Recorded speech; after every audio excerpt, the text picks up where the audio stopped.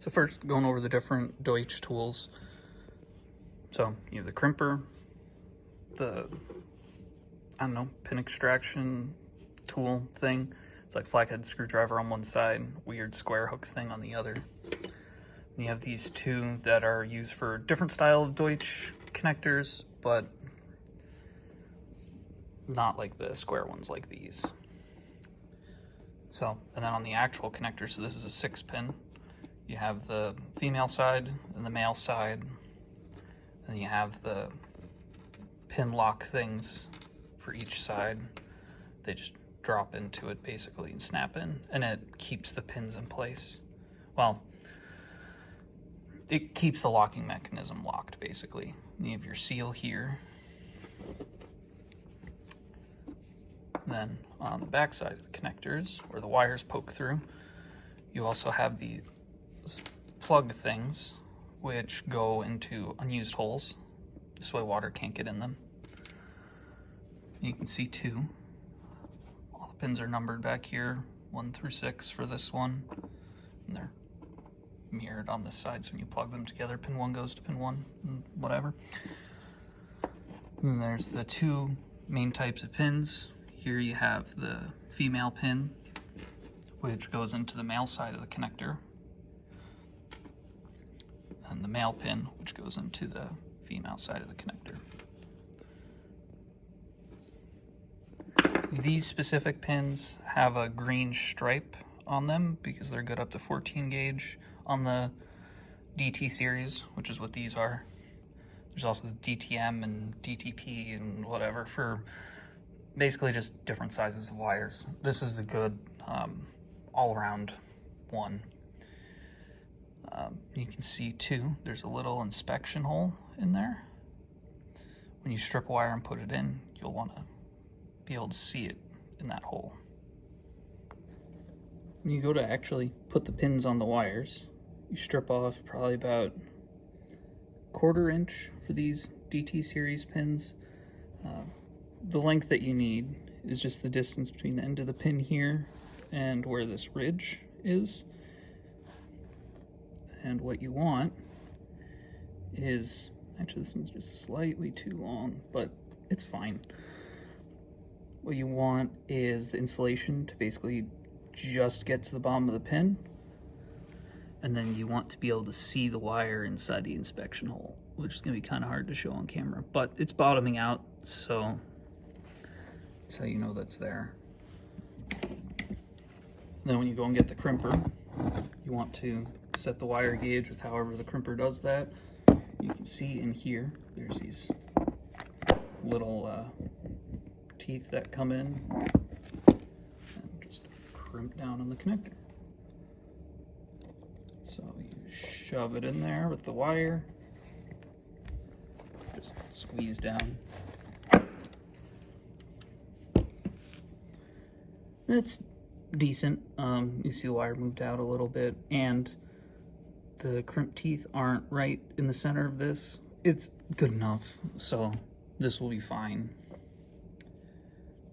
Then you take it, you just push it in through the back of the connector until you hear a click.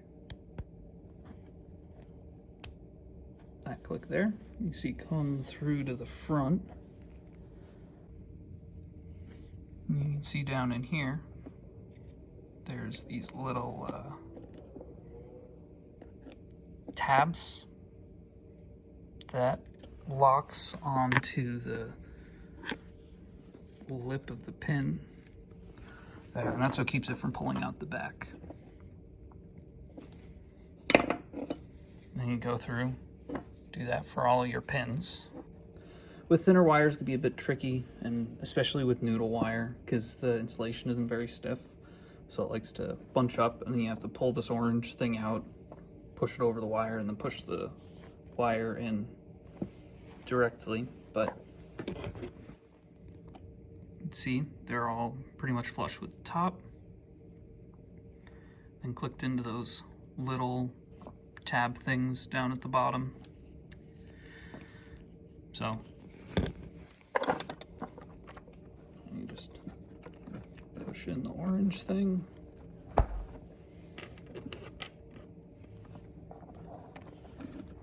seal over it so it's actually watertight.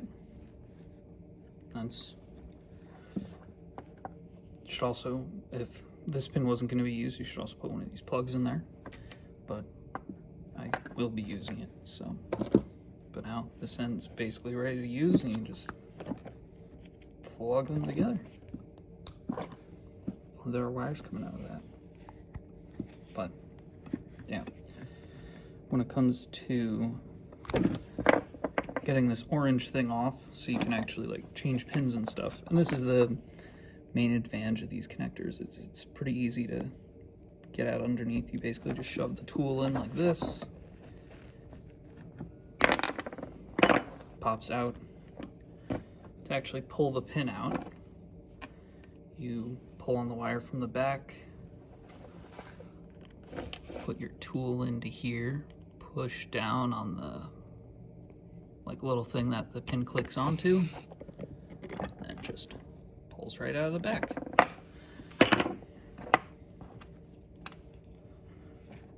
On this side, the pin things work the exact same way, except it's deeper in here, and the wedge is a bit different.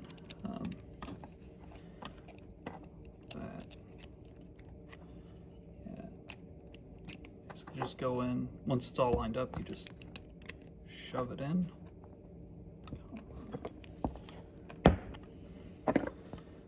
These connectors haven't been used before, so all the clicks and stuff are pretty hard. Then when you want to get this out, you use the weird square hook end thing.